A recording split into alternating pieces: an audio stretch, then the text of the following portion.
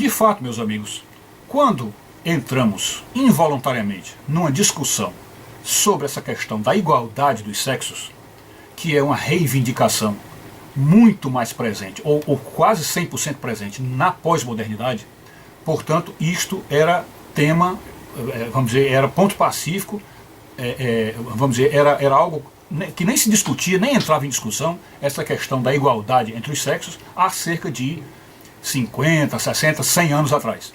Então isso de fato é coisa da pós-modernidade. E como muitas coisas, ou como quase tudo da pós-modernidade é envolvido em erro, está dentro de erro, então o que nós temos que nos lembrar é que o contraponto e, vamos dizer assim, o obstáculo imediato para a pós-modernidade, sem dúvida, não há como negar, é a revelação bíblica. Isto é a revelação do Senhor, o que está na palavra de Deus, o grande contraponto, o grande obstáculo a se aceitar as invenções da pós-modernidade. Porque nós temos que olhar como verdade, nós cristãos temos que olhar como verdade a revelação, e a partir da revelação tudo mais se estabelece, tudo mais se firma.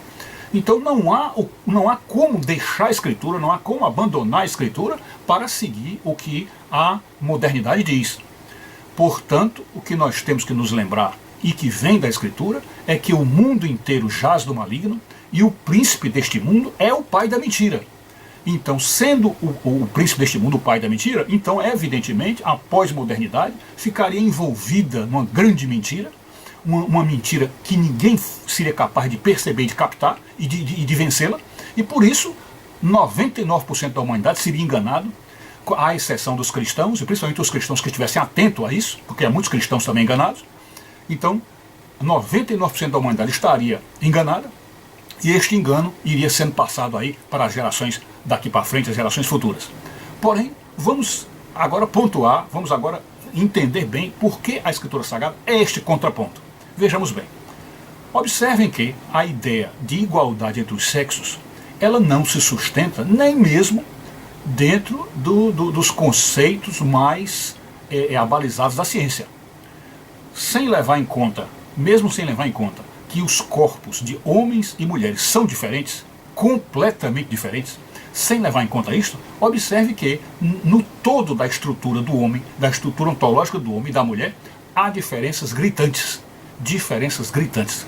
Então, a rigor, o que nós temos que admitir como a reivindicação por parte das mulheres de direitos iguais, ou de igualdade entre os sexos, deve realmente se referir a direitos sociais, direitos trabalhistas, com relação à liberdade de cidadania, e a possibilidade de entrar em cargos públicos e ser eleito como os homens são eleitos. Enfim, é neste sentido, e somente neste sentido, que se pode arguir e favoravelmente a questão da igualdade.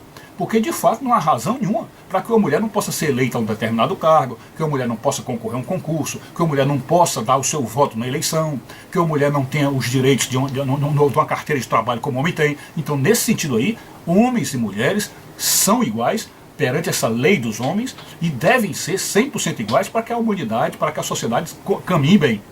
Fora isto, fora essa questão trabalhista, profissional, política, etc., fora isto, a mulher é 100% diferente do homem em todos os aspectos.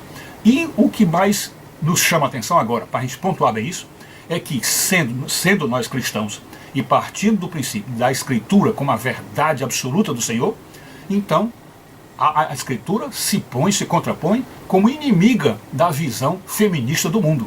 Ela se põe diretamente, porque a verdade é a que deve ser defendida, e na verdade a visão feminista está completamente descabida em relação ao que a Escritura revela.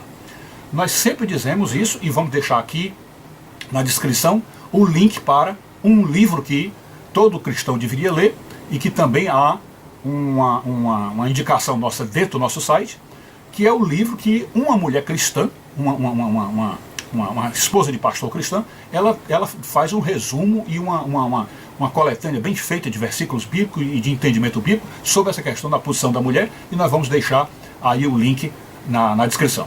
Pois bem, então a Escritura Sagrada é quem garante essa diferenciação entre homem e mulher, a diferenciação gritante, e não aceita em hipótese alguma as teorias do feminismo que querem extrapolar a igualdade cidadã da mulher e do homem, passando a inclusive entender como igualdade ontológica, igualdade espiritual, igualdade emocional. Não existe absolutamente nenhuma igualdade em momento algum, como nós já explicamos. Então, se partirmos da Bíblia, se partirmos da Escritura Sagrada, existe já um choque de imediato, lendo a Escritura Sagrada já desde as primeiras páginas. Porque, a rigor, você observa que se Deus tivesse feito o homem e a mulher iguais, perfeitamente iguais, ou se ele quisesse ter feito os dois iguais, qual seria a maneira mais correta, mais perfeita de Deus fazer isso? Seria ele pegar, já que a Bíblia diz que ele pegou o barro da terra e do barro fez o homem, então como é que teria que ser isto? Ele teria que pegar esse torrão de barro, esse monturo de barro que ele pegou para fazer o homem, e deste mesmo monturo fazer o homem e a mulher. Como se pegasse aqui muito barro, aqui ao nosso redor, nós aqui entendendo como oleiro, nós pegamos esse barro, separássemos a metade do barro, em porções bem equilibradas, bem separadas equitativamente, então separarmos dois, aquele primeiro monturo era o homem, ou o segundo, para poder talvez ser igual. Deus talvez tivesse que fazer um sorteio para saber qual dos dois queria feito primeiro, né? Então separou: o primeiro monturo era o homem, o segundo monturo era a mulher, ou o primeiro era a mulher, o segundo era o homem. Então aí se veria que teria uma criação 100% igual. Os dois feitos do barro e feitos instantaneamente do barro, como se Deus, assim, por um toque de mágica, fizesse, aparecesse homem e mulher instantaneamente, do mesmo material, que é feito na mesma hora, do mesmo modo, exatamente igual. Então aí sim, poderíamos já começar com esta ideia de igualdade plena, desta forma. Pois bem, só que a Escritura Sagrada não fala isso. A Escritura Sagrada não fala isso. Pelo contrário, a Escritura Sagrada diz que Deus criou, ou seja, como se Deus tivesse tido um plano para fazer um planeta que seria governado por apenas um ser, e este único ser, que na Escritura tem o nome de Adão, então este único ser que foi criado do barro, o Senhor pegou o monturo de barro e fez apenas um ser, esse ser é Adão, e a este ser ele deu o poder e o governo da terra, e deixou Adão lá. Adão ficou, nasceu, foi feito ali do barro, recebeu o sopro do Senhor, tornou-se alma vivente, espiritualizado, e a partir daí começou a administrar o jardim, a cuidar das plantas, cuidar dos animais. Inclusive aí, segundo C.S. Lewis, houve até mesmo aquela coisa de Adão ensinar a linguagem humana para os animais, ou seja, para os macacos falantes, os macacos que ainda não eram falantes, que conviviam com ele, e que Adão então começou a ensinar a fala humana, então os macacos também começaram a evoluir. Então esse era o reino dado a um só homem, que era um Adão, que foi feito do barro. Portanto, quando eu falo de macacos aí, é porque a evolução vinha ocorrendo, e Adão talvez, aí na ideia darwinista, já seria um produto desta evolução. Então nós queremos admitir agora que estamos tentando usar a interpretação bíblica conforme o cristianismo adota. Aquela ideia de que Deus fez o homem do barro. Então nós estamos indo aqui na visão estritamente bíblica, ou literalmente bíblica. Porque não fizemos esse vídeo aqui para falar da evolução. Porque na teoria da evolução, Adão teria sido o último de um grupo de macacos, ou de uma raça de macacos, de uma família de macacos, que evoluiu o suficiente ao ponto de ter perdido a maioria do pelo. E quando Deus achou que esse casal original, ou aquele homem original, estava no ponto pleno da maturidade da evolução, para receber o Espírito Santo, Deus soprou ali o Espírito Santo dele, e ele passou a ser um macaco falante, ou seja, passou a ser, da evolução dos macacos, o primeiro a espiritualizar-se. Então isso aí já faz parte de outro vídeo nosso, que já tem uma visão muito mais científica do que a da Escritura. Mas aqui, como nós estamos tratando da Escritura, e na Escritura o cristianismo entende que o homem foi feito do barro, então a Escritura diz que Deus fez Adão e deixou o governo da terra e a administração da terra para Adão. Então observe bem, que grande diferença não há aí, porque Eva não existia. Portanto, a administração do jardim ficou a cargo de um só homem, e ele foi administrando, e fazia tarefa aqui, tarefa acolá, e nesse tempo, e nós calculamos aí que deve ter sido uns 3 meses, talvez 6 meses, talvez um ano, mais ou menos isso, Adão começou a sentir solidão, começou a sentir uma sensação de vazio, uma sensação de, talvez até de tédio, de desconforto, porque todo o grupo de animais com quem ele se relacionava, e talvez até com quem ele trocasse conversas, porque segundo C.S. Lewis os animais falavam no início da humanidade, tanto é assim que quando a serpente veio conversar com Eva, quando a serpente veio conversar com ela, ela não se espantou em absolutamente da conversa da serpente, porque era comum que os animais falassem, então ela não se espantou de maneira nenhuma. Mas voltando ao tema, então Adão tinha contato com os animais e vamos dizer, se comunicava com os animais, e nesse relacionamento dele com os animais, ele acabou sentindo um vazio, ou seja, a falta de uma companhia do nível dele, da compreensão dele, que tivesse a mentalidade igual a dele, enfim, que fosse espiritualizado e que fosse, vamos dizer assim, carne da carne dele, ele sentisse que era igual a ele, porque todos os macacos ali eram peludos, os outros animais todos eram quadrúpedes, enfim, havia essas diferenças de ser, de raça, né? Então, quando Adão começou a sentir isso, sentir essa solidão, sentir esse desconforto, ele então começou a orar e pedir a Deus, dizendo: Senhor, eu estou governando bem e tudo, etc., mas estou me sentindo muito só, porque não existe ninguém aqui na terra que seja meu semelhante, que seja carne da minha carne, que eu sinta assim. Então, a partir dessa reclamação, dessas orações de Adão, foi que Deus, ouvindo Adão e percebendo essa solidão ontológica dele, resolveu fazer um outro ser igual a ele, só que não indo ao barro e pegando um monturo de barro para fazer dali uma mulher igual ao homem. Não foi isso que ele fez. Ele foi ao próprio Adão, Deus foi ao próprio Adão, como se pedisse permissão a Adão, como se dissesse: olha, então já que tu queres que seja carne da tua carne, eu vou tirar de ti mesmo. Então pegou Adão, deu um sono profundo em Adão, que a gente vai entender como uma anestesia, fez um sono profundo em Adão, aí com uma cirurgia especial tirou de uma costela de Adão, não foi tirou a costela de Adão, foi tirou de uma costela de Adão, portanto na metade do corpo dele, mas tirou de uma costela de Adão um pedaço de carne, vamos dizer, de elemento já do corpo humano, não era mais barro, já era do corpo humano, e deste elemento do corpo humano ele fez nascer, ou fez crescer uma mulher, portanto, que seria um homem, mas um homem para um acasalamento, seria um homem com sexo diferente, fez o sexo diferente. E soprou em Eva, soprou nesse ser novo que estava sendo criado, soprou o espírito, e portanto Eva passou a ser uma companheira exatamente igual, uma companheira que tinha a mesma mentalidade, o mesmo raciocínio, a mesma inteligência, e podia conversar com Adão e portanto fazer uma companhia e uma amizade realmente perfeita, uma amizade plena. E então, foi a partir desse ponto então que Adão, vendo aquela mulher, disse: agora sim, ela é carne da minha carne, agora que eu estou completo. Então observe que desse início da criação até o nascimento de Eva, já se foi aí mais de meses ou talvez anos, e Eva só veio após as reclamações de Adão. Portanto, aí mostra uma diferença fundamental, uma diferença, vamos dizer, da água para o vinho entre Adão e Eva. E isto aí veio se propagando desde toda a criação.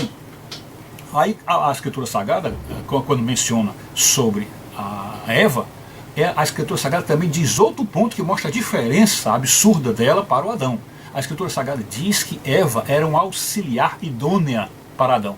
Um auxiliar idônea para Adão. Auxiliar idônea, para quem quer entender bem o português, é como se fosse uma secretária perfeita. Uma secretária perfeita.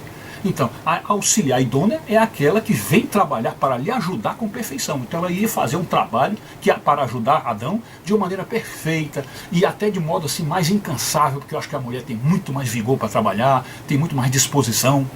E, enfim, foi essa auxiliar idônea que Deus criou. Então, aqui, para aproveitar para dar uma pequena lida, então diz assim: Eva, só seria igual em tudo, até ontologicamente, se Deus tivesse pegado uma porção de barro, como nós já falamos, e dali tivesse tirado os dois, Adão e Eva, num só ato abrupto de criação. Mas não foi assim que Deus fez. Ele só criou Eva por causa de uma reclamação de Adão, que se queixou de estar no paraíso sem nenhuma alma semelhante com quem conversar, e de fato tinha a companhia apenas de macacos e macacas, aprendizes da linguagem evoluída pela ação do sopro de Deus no primeiro homem. Então Deus, o Adão tinha recebido o sopro de Deus e portanto estava ensinando aos macacos, mas não havia ninguém igual a ele. E aí então, a partir desse processo, Deus fez aparecer Eva. Como Eva foi criada como auxiliar idônea do homem, então esse instinto de ser auxiliar do homem está no gene, na ontologia, não é nem no gene, é na ontologia, está na raiz da essência do ser da mulher em geral. Portanto, a mulher é auxiliar do homem, isto aí é a ontologia da mulher. E o homem tem na ontologia dele, no DNA dele, na ontologia dele, o homem tem essa questão de ser o administrador do jardim, o líder do jardim, o governador da terra, e que por ser esse governador, precisou de um auxiliar. Então, a partir desse ponto, o amigo pode ver claramente essa diferença brutal, uma diferença astronômica entre os dois. E não há como fugir disso. Se você aceita a Escritura Sagrada, se você é cristão, não pode ter nenhuma discussão nesse ponto. A mulher é 100% diferente do homem, exceto naquela questão da cidadania que eu falei, daquelas coisas, e em tudo mais é diferente no pensamento, é diferente no sentimento, é diferente na forma de ver a vida, é diferente na missão da terra, é diferente na posição dentro do lar, é diferente em tudo por tudo. Então qualquer cristão que entre nessa discussão em prol da igualdade dos sexos está incorrendo em erro, em pecado para com a verdade das Escrituras. Porque o cristão, de fato, tem que defender a verdade. E a verdade da Escritura é que a mulher é completamente diferente do homem em todos os sentidos. E quando o apóstolo São Paulo, lá no Novo Testamento, fala que em Cristo já não há mais homem e mulher, ele está querendo dizer, exatamente referindo-se àquela questão da cidadania. É que em relação à cidadania do reino de Deus, tanto a mulher como o homem têm os mesmos direitos de chegar ao céu, por crerem em Jesus, ambos crendo em Jesus, ambos se batizando, ambos participando dos sacramentos, enfim, tem todos os direitos iguais nesse sentido, mas as diferenças ontológicas, as diferenças de DNA, as diferenças da psique, da espiritualidade, essas diferenças não mudam e jamais serão alteradas em nada. Essa diferença Deus fez já no início da criação. O início da criação já marca a grande diferença, ou as grandes diferenças entre homem e mulher, e foram diferenças propositais, feitas pela vontade de Deus. Deus assim os fez. Quando a Escritura diz que Deus os fez homem e mulher, Ele os fez homem e mulher da forma como fez, desejando que assim o fosse.